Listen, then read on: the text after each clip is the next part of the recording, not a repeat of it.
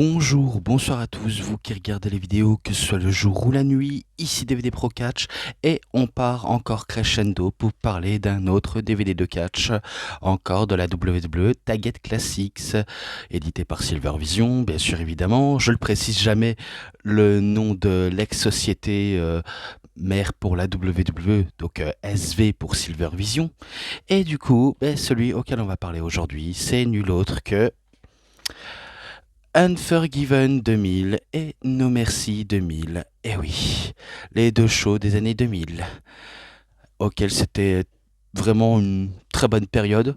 En tout cas pour moi, c'était une très bonne période, on va pas se le mentir. En tout cas, c'est sûr que l'Attitude Era était à son prime. Et c'est de ça auquel on va justement en parler aujourd'hui. Donc, pour la liste des matchs, oh, pardonnez-moi. Pour la liste des matchs, voilà tout. J'espère que vous le voyez. Et auquel on va justement parler de ça. Attendez. Voilà, je crois que c'est mieux comme ça.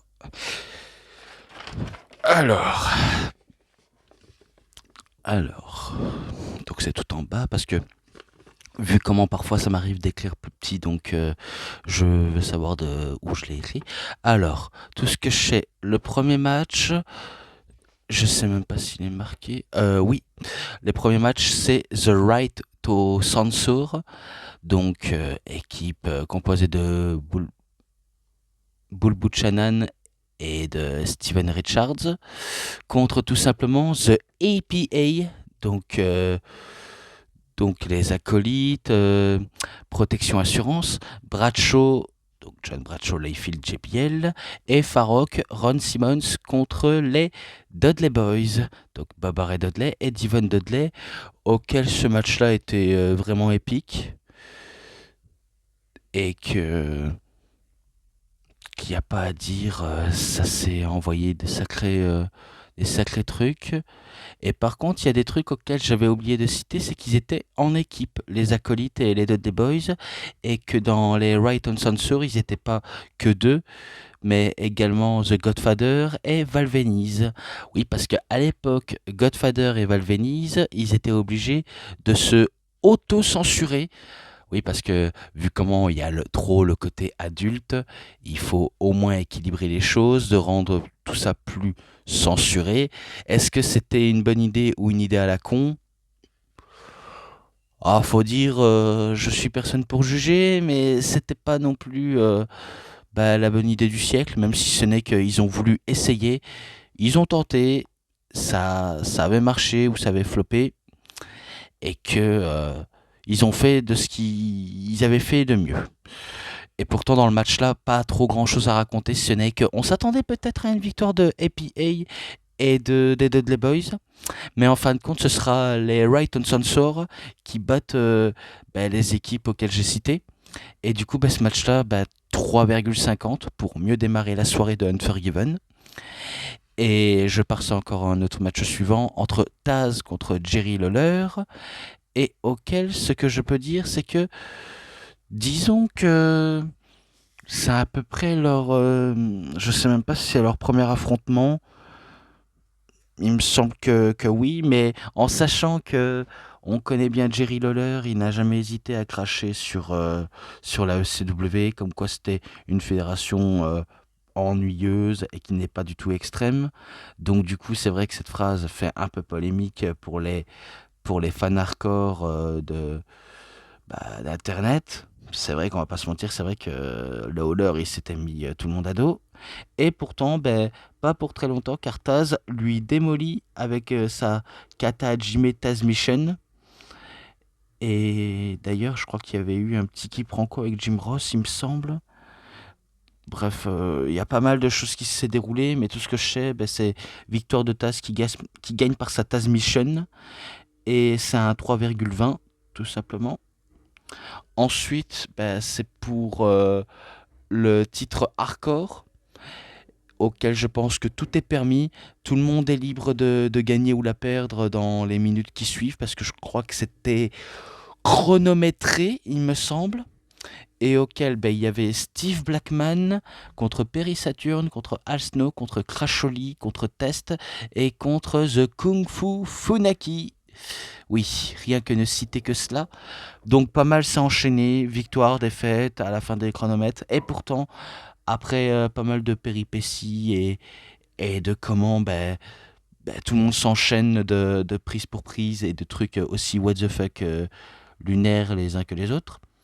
Ce sera en fin de compte Steve Blackman qui réussira à remporter le match et à devenir le nouveau champion hardcore. Donc un peu osef, mais on préfère un tout petit peu en oublier. Mais bon, voilà tout. Donc ce match-là, allez, disons 3,5 malgré que c'était pour le côté divertissant, mais on préfère un peu oublier tout de même. Alors, le match suivant, c'est Chris Jericho contre X-Pac, l'homme aux multiples blazes, Six Packs, Sean Waltman ou 1-2-3 Kid. Même s'il n'y a pas forcément d'enjeu, le match était pas mal. En tout cas, il était pas si mauvais, mais il n'était pas non plus très mémorable par les moments qui suivent. Mais vu comment les deux sont très talentueux, très, très athlétiques, malgré parfois qu'il y a des petits pépins en termes de conditions physiques, mais ça, c'est encore rien comparé au main eventer, hein. Donc on va pas se mentir. Mais bon, ce n'est pas un débat de qui a la plus bonne shape de tous les temps, vu comment tout le monde est un individu normal auquel on peut avoir une bonne ou une mauvaise shape. Ça dépend comment, comment on peut le prendre. Et auquel, pas forcément trop grand chose à raconter, si ce n'est que Jericho, après qu'il s'est un tout petit peu laissé dominer par X-Pac et que après c'est à son tour de faire son comeback, c'est sûr que Jericho va s'emparer de lui avec un Walls of Jericho et le faire soumettre. Donc c'est sûr que Chris Jericho est le vainqueur de ce match et que c'est un 3,40. Puis s'en suivent avec les Hardy Boys, donc Jeff Hardy et Matt Hardy contre Edge et Christian. Donc dans un match en cage et auquel ce match-là, je sais qu'il est présent dans le coffret de My Life, My Rules de Jeff Hardy ou peut-être dans le DVD Twist of Fate The Matt et Jeff Hardy Story. Enfin, Jeff et Matt Hardy Story, il me semble. Parce que je crois qu'il est présent, mais tout ce que je sais, il était cool ce match-là, vraiment. Les deux équipes, comme les Dudley Boys, ils étaient très populaires. Il n'y a pas à dire, c'est c'est du pur chef-d'œuvre de comment teaser la cage. Et je crois que le tout premier à sortir de la cage, c'était Jeff. Puis après, le second, c'était Christian. Alors qu'il n'y a pas si longtemps dans le match, il s'occupait à tabasser Matardi. Donc il le tabassait jusqu'à ce qu'il n'arrive plus à s'en relever, qui permet à Edge et Christian de sortir doucement par la petite porte, purement et sûrement. Il va essayer de tenter leur attaque même avec un double concerto, mais ce sera esquivé, puis pas mal d'attaques, on poursuit encore, encore et encore. Et comme j'ai dit, à un moment donné, Christian va sortir de la cage, mais en utilisant une échelle. Mais juste à bord de l'échelle, tu avais Lita qui effectuait un Huracan Rana sur Christian, qui fait tomber de l'échelle. Et du coup, ça va se jouer entre Matt Hardy et Edge, les deux futurs rivaux pour l'année 2005. On va pas se le cacher. C'est sûr que quelque part, les deux, ils avaient une profonde haine en 2005, alors que dans les années 2000 et même dans les années 99, ils étaient encore amis, très proches même, mais qui s'empêchaient pas de tirer le meilleur de eux-mêmes dans un match pareil avec plusieurs stipulations, des matchs de l'échelle, des matchs en table, de chaise et de TLC qui réunissent les deux éléments. Donc c'est sûr que peu importe leur amitié en backstage, ils montrent tous les quatre que ils savent comment se tirer le meilleur de eux-mêmes tout en montrant du bon spectacle au public. Parce que c'est ça ce qu'il faut, vendre le côté réaliste devant un public casuel ou les plus sceptiques qui jugent intentionnellement le catch sans avoir bien compris ce que c'est le véritable art du catch. Et les deux équipes nous montrent comment ils font.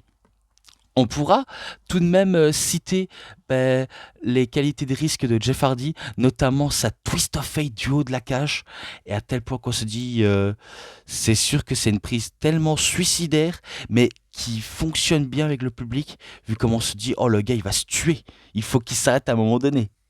C'était, on pourrait dire, Darby Allin avant l'heure, même. Et après, après un dernier coup final sur Edge, suite à deux concertos, il va tomber du haut de la cage pour atterrir sous le tapis et ça permet à Matt Hardy de remporter le match. Et ce qui est sûr, c'est que les Hardy Boys remportent le match et deviennent les nouveaux champions par équipe, il me semble, parce que je pense que ça s'est changé pas mal de titres entre les Dudley Boys, euh, Edge et Christian et les Hardys et d'autres équipes aussi. Donc ça s'est pas mal échangé de titres, on va pas se le cacher. Et pourtant ça poursuit encore. Et oui, ça poursuit encore. Donc on a... ah oui, la note globale je ne l'ai pas citée, mais c'est un 4,20. Donc voilà, j'ai failli oublier. Donc ensuite c'est pour le titre intercontinental entre Eddie Guerrero contre Rikishi. Et d'ailleurs ce match-là est un peu court parce que je pense que certes Eddie Guerrero il était accompagné par Mamacita donc Shaina qui peut permettre de jouer les distractions pour lui parvenir à ses fins, de comment screw ses adversaires vu comment il avait ce don de arnaquer ses adversaires tout dans le côté comique même si il était en mode Latino hit, donc son côté Latin lover qui marche bien auprès du public, ou alors qu'ils aiment à se moquer de lui, notamment avec sa coupe de mulet.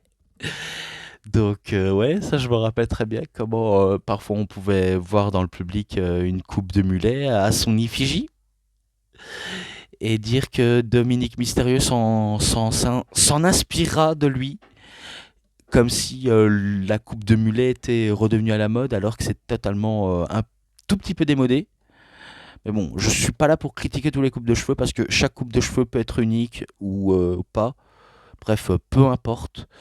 Si ce n'est que tout ce que je sais, c'est que ça va être victoire de Eddie Guerrero et je me demande si c'est pas par disqualification parce que il me semble qu'il y avait une attaque de Rikishi sur lui et Shaina de manière très agressive, car parce que je sais qu'à la fin du match, il va s'en prendre à Eddie, mais aussi à Shaina, et il va pas s'en priver de lui effectuer un sacré coup de mandale à Shaina, et même en terminer avec sa Banzai Drop. Et du coup, ben voilà comment il clôture ce segment de manière un peu amèrement parlant. Et du coup, ce match-là, victoire d'Eddie Guerrero de manière inattendue, mais 3,50 tout de même. Alors, pour le match auquel s'ensuivent, je pense que la note globale, je l'ai un peu oublié de qui c'était. Peut-être qu'il faut que je la modifie, parce que je pense que je me suis trompé. Ou est-ce que c'est pas grave? Mais bon, je préfère être juste et voir si je m'étais pas trompé. Donc peut-être que je vais venir à tout de suite, pardonnez-moi. Voilà, donc je l'ai enfin corrigé et du coup, si je dis pas de bêtises, à cette période-là, ils essayaient de faire un genre de triangle amoureux entre Kurt Angle, Triple H et Stephanie McMahon parce que à l'époque, elle était en plein milieu de tout ça. Quand je me rappelais la plupart des segments auxquels on avait eu, et d'ailleurs apparemment OG en avait également parlé très récemment, des personnes enterrées par Triple H, parce que oui, je l'ai vu à l'instant T, mais je n'ai pas encore donné ma réaction en commentaire. C'est vrai qu'à cette période, lorsqu'ils ont voulu tenter un genre de triangle amoureux, mais de manière un peu plus pas, pas très agressif ou plus tourné autour de qui va coucher avec la fille du patron, ce n'est pas ça le but, mais disons qui va sortir avec la fille du patron.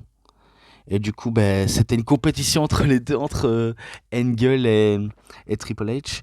Et à l'époque, apparemment, il était très très jaloux, à ce qui paraît. Est-ce que c'était point de vue storyline ou vraie vie? On peut que se poser des questions, mais ce qui est sûr, c'est que c'était très divertissant, vraiment très divertissant, parce que d'un autre côté, tu as la femme, tu as le mari et tu as l'amant. Et du coup, tout ce que je sais, Kurt Angle va pas se priver en disant aujourd'hui c'est l'anniversaire de ma meilleure amie Stephanie McMahon. Souhaitons-lui un très chaleureux anniversaire. Donc il va se mettre à chanter et tout. Et après, t'as la musique de Triple H qui retentit.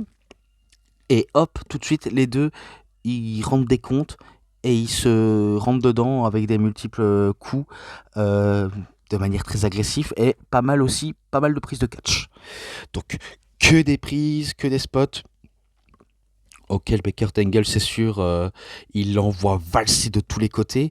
Et quelque part, c'est vrai que Triple H, malgré son côté un peu très tyrannique en backstage, et ça c'est euh, le gars en dehors du catcheur, on va dire ça comme cela, tant qu'il peut mettre over ses adversaires en faisant des prises pareilles, il le fait.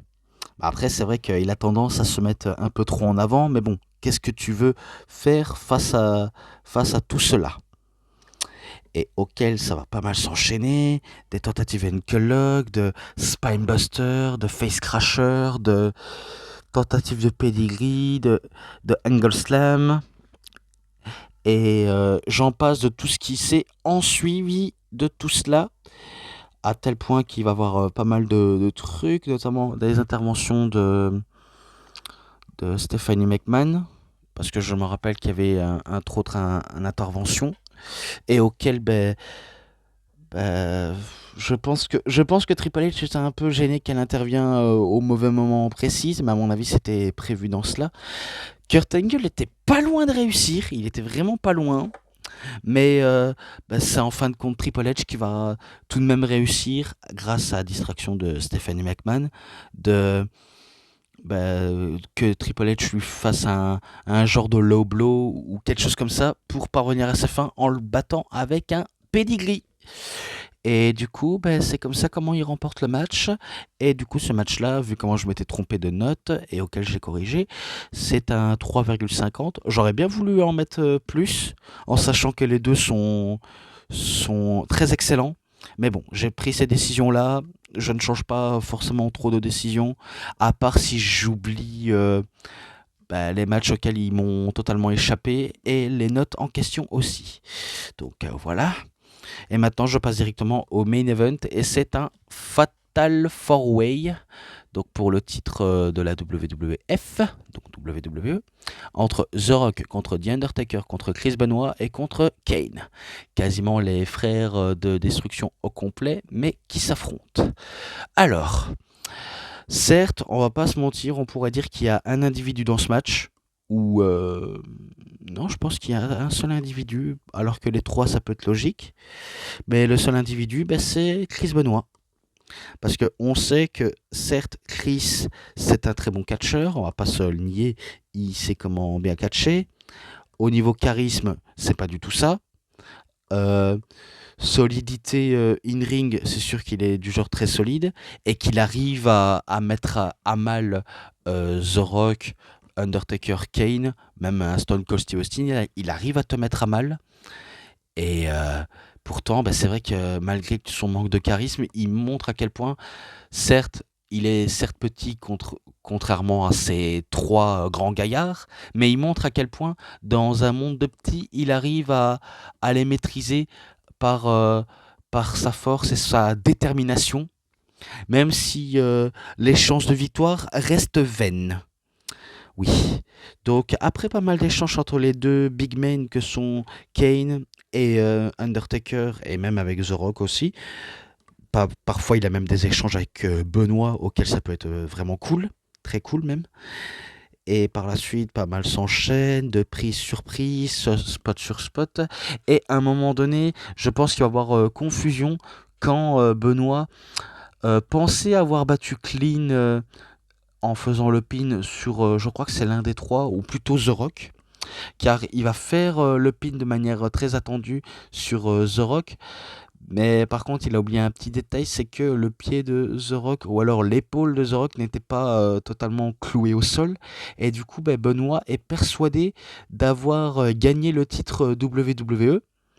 D'ailleurs, c'est à peu près comme avec Chris Jericho. C'est vrai que Jericho, il avait gagné aussi le titre WWE, mais vu comment l'arbitre avait tapé trop vite, il a décidé qu'on lui retire le titre à Jericho. Et du coup, il est champion de WWE de manière non officielle. Et du coup, c'est un petit peu pareil pour Chris Benoit. Il est un peu champion de WWE, mais non officiel.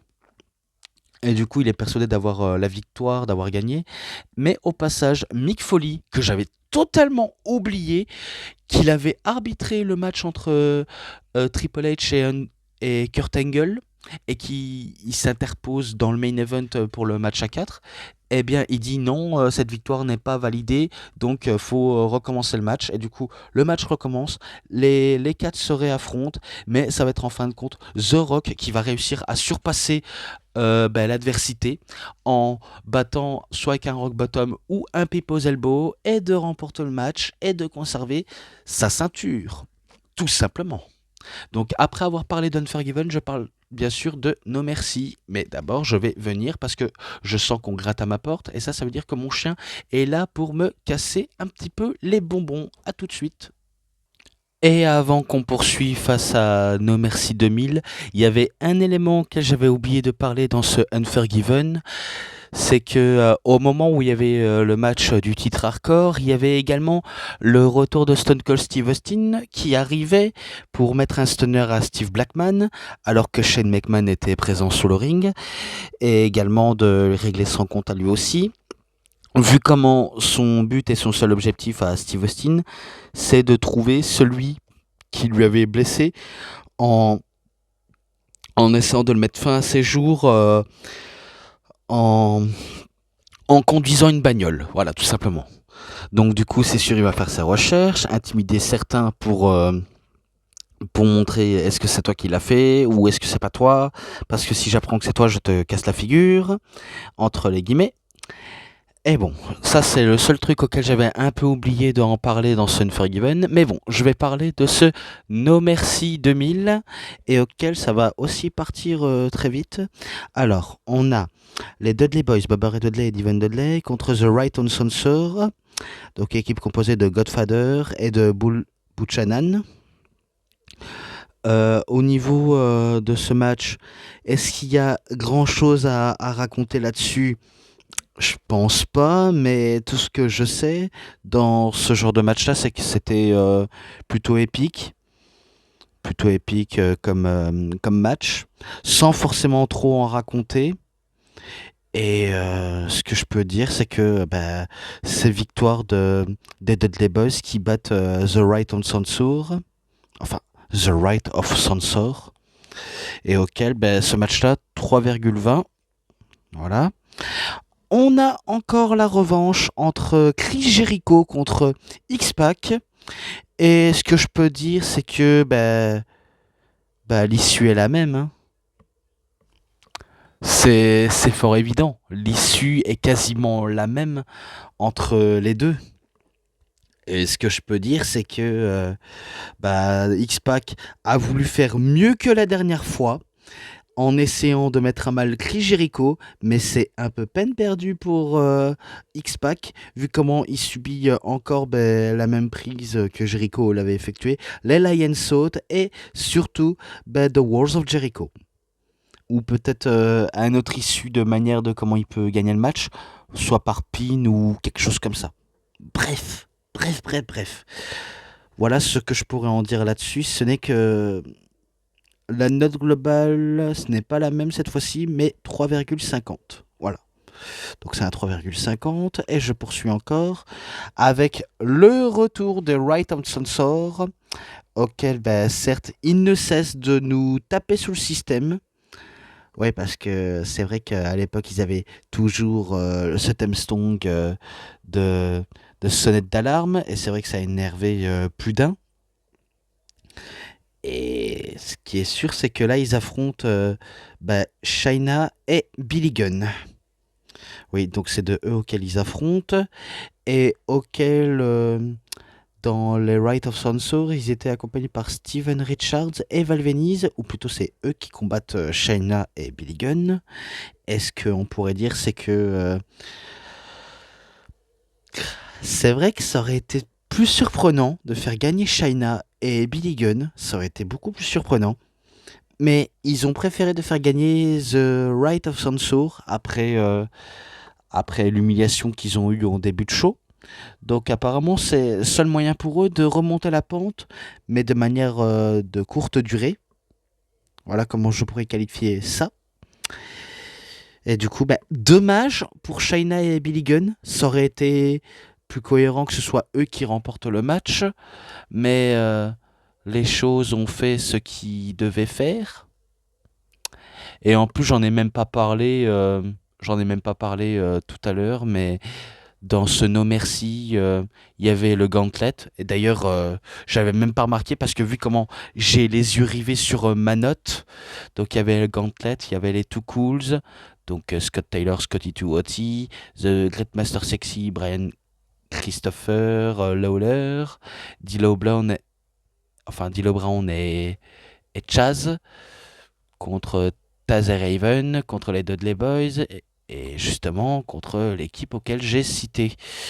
Donc ouais, c'est vrai qu'il y a ce petit truc auquel j'aurais pu en rajouter, mais je vois pas pourquoi ce genre de détail m'a échappé. J'aurais dû être plus attentif que ça, parce que si je suis pas attentif, c'est un peu frustrant pour moi. Et pareil pour le match en cage avec Chris Jericho et X-Pac. Dommage que j'ai pas prêté attention.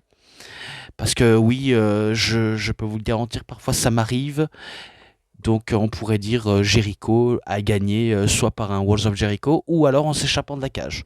Voilà, c'est un peu ça auquel j'essaye de rattraper le truc qui me manquait. Mais bon, c'est pas évident. Alors que dans ce match par équipe mixte, je sais que je ne me trompe pas. Donc voilà. Et le match suivant, bah, je poursuis direct, vu comment ce match-là c'est un 3,20. Le match suivant, ben, c'est un match entre Stone Cold Steve Austin et Rikishi dans un No Horse Barred match auquel, ben, cette fois-ci, il a trouvé, entre guillemets, son agresseur.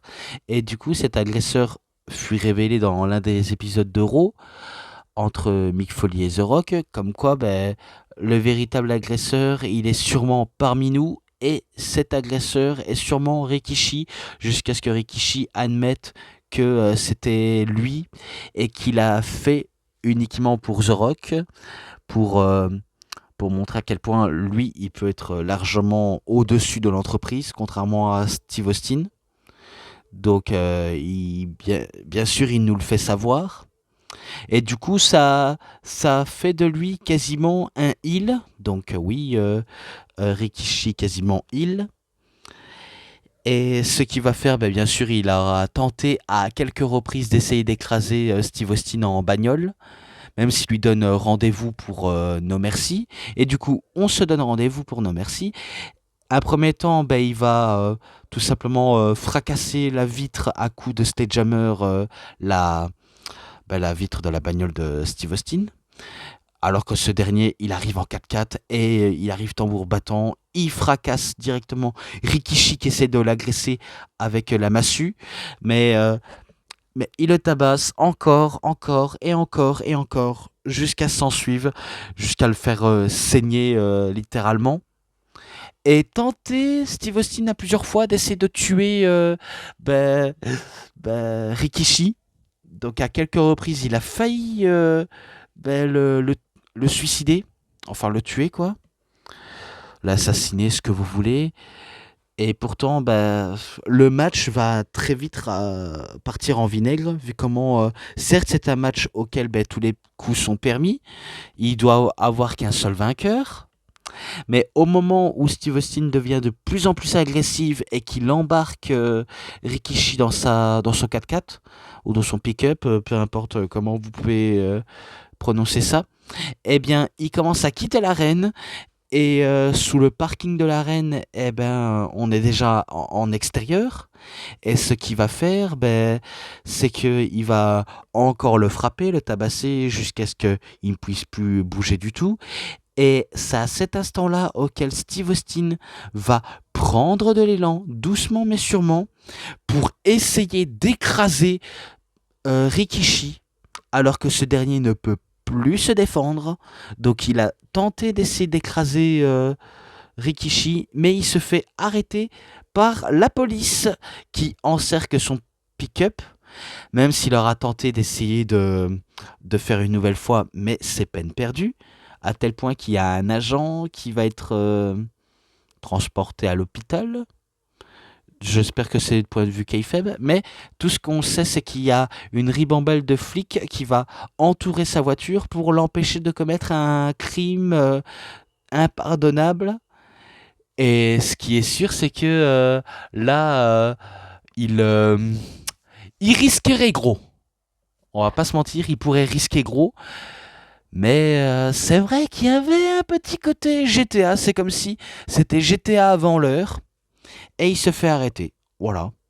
Il se fait arrêter, transporté en poste. Enfin, transporté. Non, il est transféré jusqu'au poste. Et voilà, il passera la nuit au cachot et il en sortira pour continuer ses attaques. Enfin, vous voyez le truc du genre. Donc dommage qu'il n'y a pas eu de vainqueur. Ça aurait été plus préférable qu'il y aurait un vainqueur. Mais c'est match nul, malheureusement. C'est un match nul. Et quel ce match-là, 3,70, 3,70 si vous préférez. Donc voilà, en plus je n'en ai pas fini là-dessus, je continue avec William Regal contre The Naked Mideon. Et quand j'ai vu ça, je me suis dit, c'est pas ce fameux match, certes pour le titre européen, mais auquel Naked Mideon était le genre de gars à se foutre littéralement à poil, même s'il avait sa banane autour de la taille. Mais je me demande si c'est pas ce genre de gars qui aimait bien se foutre à poil à l'époque pour créer un moment choc ou de gênance dans les arènes. Parce qu'il me semble que c'est cela. J'en suis pas convaincu, mais enfin convaincu à moi-même non, mais je suis persuadé que c'est cela. Donc tout ce que je sais, match, est-ce qu'il n'y a pas grand-chose à dire si ce n'est que un William Regal qui feud avec un gars random qui aime bien se foutre à poil sous le nom de Naked Mideon. Et du coup, petit à petit, le gars, il va enlever son t-shirt.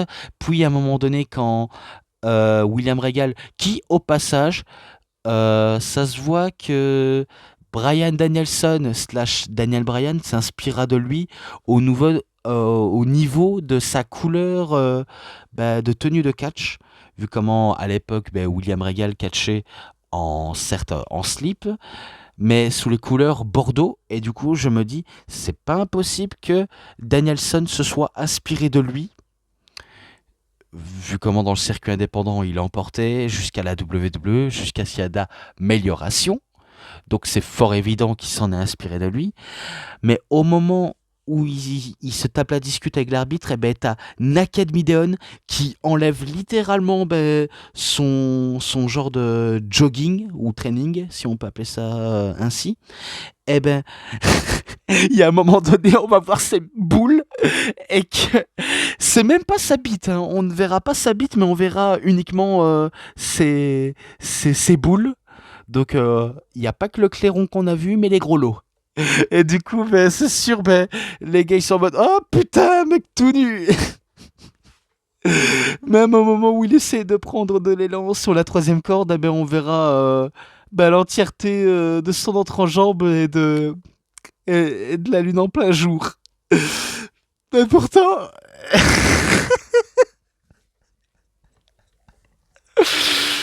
Oh putain, sérieusement. Et pourtant, et pourtant, c'est pas Naked Mideon qui remporte le match, mais bel et bien William Regal qui remporte et qui conserve son titre européen. Putain. Pourtant, je sais pas quoi dire à ce match, si ce n'est que je lui mets un 3. J'aurais bien voulu en mettre un peu plus, mais non. Après ce que je viens de voir, c'est un 3. Oh, bordel. Pourtant, je poursuis encore avec match par équipe pour les titres par équipe entre les Los Conquistadores, donc équipe composée de Uno et Dos. Donc, je vous laisse deviner qui il s'agit. Peut-être que je vous le dirai à la fin. Contre les Hardy Boys. Et du coup, ben, vu comment les Hardys avaient remporté contre Edge et Christian, eh bien, ben, une nouvelle équipe fait son apparition. Et cette nouvelle équipe, c'est les Los Conquistadores. Et auxquels ben, ils sont déterminés à devenir champions, vu comment ce sont une nouvelle équipe qui arrive et qui nous vient tout droit, je pense, de l'Espagne ou de Mexique. Et du coup, ben, ils ont une chance pour le titre. Et ce qui est sûr, c'est que ils vont pas ménager les Hardy Boys, alors que les Hardy Boys avaient quasiment le dessus. Même à un moment donné, quand Matt Hardy ou Jeff essayaient de démasquer cet imposteur, eh bien pourtant, derrière le masque se cachait déjà derrière le masque. Donc c'est pour ça auquel on va avoir un indice direct quand on va voir Uno ou Dos qui va effectuer, je crois, un E-Plan donc un Execution. Et de la part de Dos, lui, c'est quasiment un Unprettier Kill Switch. Et suite à ce Unprettier, eh bien, ils vont gagner le titre par équipe et s'enfuir comme des voleurs. Et du coup, vous l'avez sûrement deviné, les voleurs mexicains ou espagnols n'est nul autre sous le masque que Edge et Christian.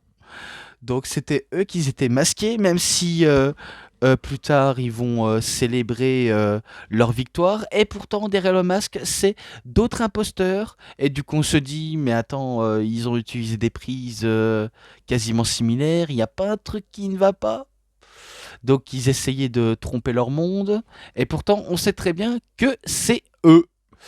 Tout simplement. Donc pour ça, bah, victoire de los Conquistadores, donc de Edge et Christian. Et je lui mets un... Allez, un 3,60. Même si c'était uniquement pour le côté screw. Mais bon, on le sait dorénavant. Et pourtant, je m'arrête pas là. Plus que 2 matchs après, c'est terminé. Donc, Triple H contre Chris Benoit. Donc, vu comment Benoît n'a pas réussi à capturer le titre mondial qu'il était persuadé de l'avoir gagné, eh bien, il décide de s'attaquer à un autre des têtes d'affiche de l'Attitude Era, un certain Triple H. Et du coup, ben, il y a un moment donné, je crois qu'il va y avoir un quiproquo. C'est peut-être pas un quiproquo, mais plutôt une attaque physique sur Stéphanie. Parce qu'à un moment donné, Benoît, tellement que c'est son côté un peu Canadian Creeper, le côté un peu Rabbit Wolverine, donc le loup tout affamé, le psychopathe canadien, comme quoi il a pas hésité à s'attaquer physiquement à Stephanie McMahon. Et du coup, ben, pour atteindre Triple H, c'est sûr, il a tout fait, même pour le coincer dans sa Creeper Crossface, à tel point que il était obligé de regarder les cassettes VHS Triple H, parce que oui, chers jeunes qui sont nés dans les années 2010 ou qui sont nés dans les années 2020 ou fin d'année 2010, sachez qu'avant tout, une cassette à l'époque, c'était un peu comme les DVD, même si je suppose que vous connaissez sûrement les DVD ou pas du tout. Alors que ça existe toujours, même ma chaîne s'appelle DVD Pro Catch, c'est pour vous dire que À l'époque, les cassettes, c'était très utile, même si on regarde aujourd'hui, on peut se dire qu'il y a un moment donné, c'est vrai que ça pique les yeux et que ça a un petit peu mal vieilli, mais c'était révolutionnaire à l'époque. En tout cas, très révolutionnaire. Et ce qui est sûr, c'est que il a dû regarder les matchs de Benoît, de comment il catch, notamment la fois où il s'est pris en Creeper Crossface. Donc ce qui est sûr, c'est qu'il évite à tout prix de tomber dans le piège. Et du coup, ben, dans le match, c'est le seul moyen pour lui de prouver sa suprématie face à, certes, un Canadian Creeper très agressif et auquel il veut montrer à quel point de bois il se chauffe.